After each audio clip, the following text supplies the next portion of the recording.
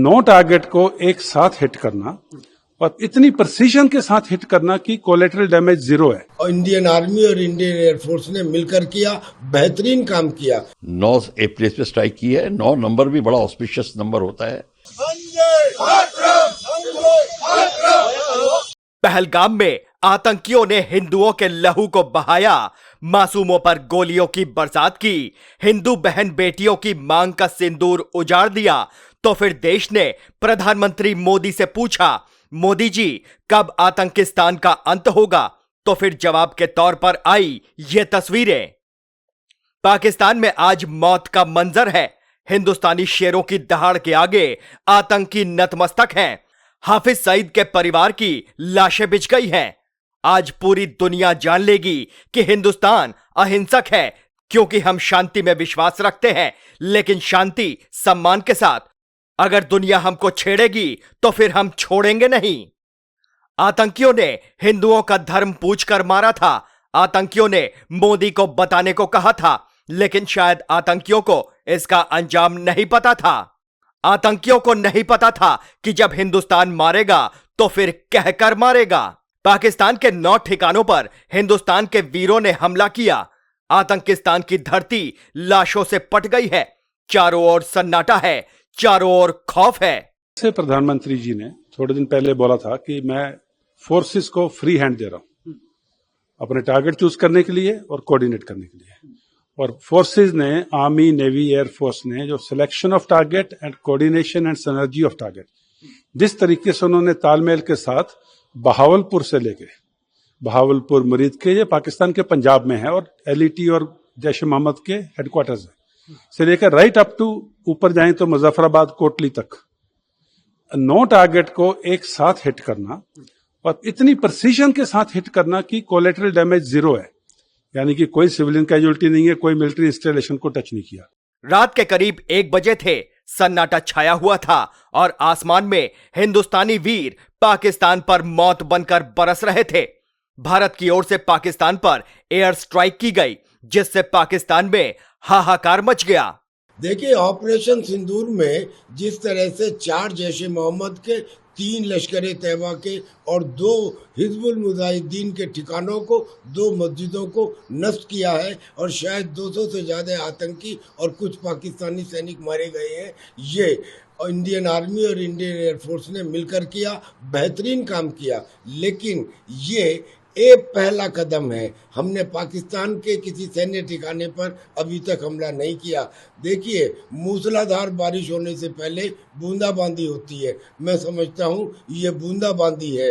मोदी जी ने कहा था कि धरती के इस कोने से उस कोने तक आतंकियों के आकाओं को, पर्दे के पीछे रहने वाले और सपोर्ट करने वालों को भी मट्टी में मिला दिया जाएगा। लिहाजा वो फेज अभी बाकी है और सिचुएशन हमने क्रिएट कर दी है। अगर पाकिस्तान ने जवाब दिया तो चूंकि हमारे यहाँ आतंकी अड्डे तो है नहीं, लिहाजा उसके रिटेलिएशन में हमको पाकिस्तान के ऊपर पूर्ण एक्शन लेने का स्वतंत्रता मिल जाएगी। प्रधानमंत्री मोदी ने ऑपरेशन सिंदूर के जरिए दुनिया को बता दिया कि हिंदुस्तान घर में घुसकर मारता है, डंके की चोट पर आतंक पर प्रहार करता है।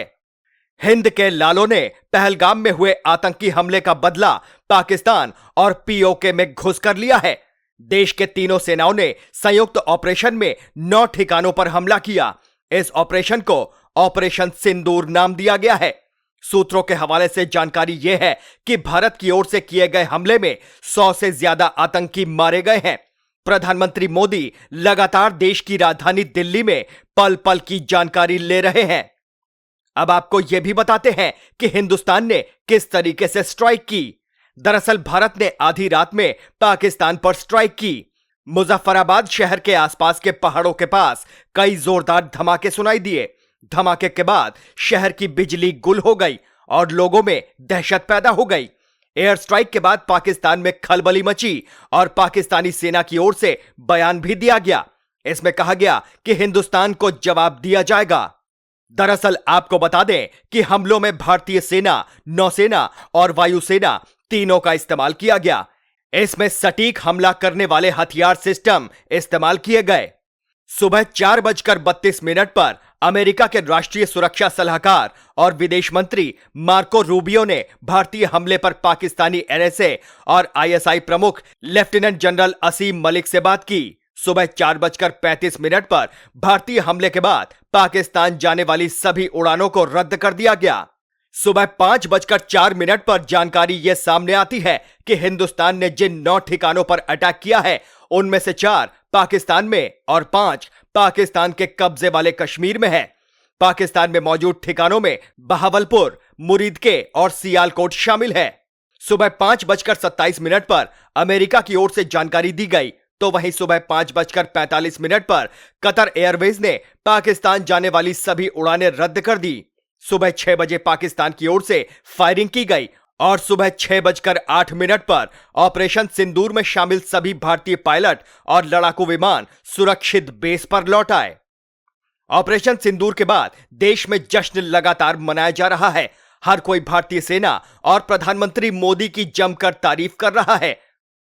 आज भारतीय सेना ने जिस प्रकार से पाकिस्तान में घुसकर एयर स्ट्राइक की है, हम अभिनंदन देते हैं भारतीय सेना को, भारत सरकार को कि पाकिस्तान का ऐसा ही हाल होना चाहिए, पाकिस्तान के टुकड़े होना चाहिए ताकि पाकिस्तान स्थित कोई भी आतंकवादी फिर से भारत के सामने आंख उठाने की हिम्मत ना करे। आज ना कोई हिंदू है, ना कोई मुस्लिम है, आज ना कोई सिख है, आज ना कोई भाजपा नेता है और ना ही आज कोई कांग्रेस का नेता है। आज हर कोई हिंदुस्तानी है। हर कोई भारतीय जवानों की तारीफ कर रहा है और जश्न मना रहा है। ऑपरेशन का नाम ऑपरेशन सिंदूर ही क्यों रखा गया, यह भी आप समझ लीजिए। दरअसल आपको बता दें कि देश के प्रधानमंत्री नरेंद्र मोदी ने खुद इस ऑपरेशन का नाम ऑपरेशन सिंदूर रखा था। प्रधानमंत्री ने बीते एक हफ्ते से लगातार हो रही बैठकों में यह साफ कर दिया था कि पहलगाम हमले में आतंकियों ने हिंदू पुरुषों को निशाना बनाया, जिससे उनकी पत्नियां विधवा हो गईं। ऐसे में भारत को यह कड़ा संदेश देना था कि आतंकियों को इस कदर बचकर भागने नहीं दिया जा सकता। और आज हिंदुस्तान ने जो संदेश दिया है वो पूरी दुनिया देख रही है, पूरी दुनिया सुन रही है और नए भारत की ताकत को महसूस कर रही है। यह नया भारत है, घर में घुसकर मारता है, घर में घुसकर रौंदता है। सूत्र यह भी बताते हैं कि भारतीय सेना के अटैक में 90 आतंकियों का अंत हुआ है। भारतीय खुफिया एजेंसी रॉ ने एयर स्ट्राइक के लिए सभी टारगेट की पहचान की थी, जिसके बाद लश्कर और जैश के ठिकानों पर हमला किया गया। पहलगाम में 22 अप्रैल को आतंकियों ने हमला किया था और 26 मासूम लोगों की हत्या कर दी थी।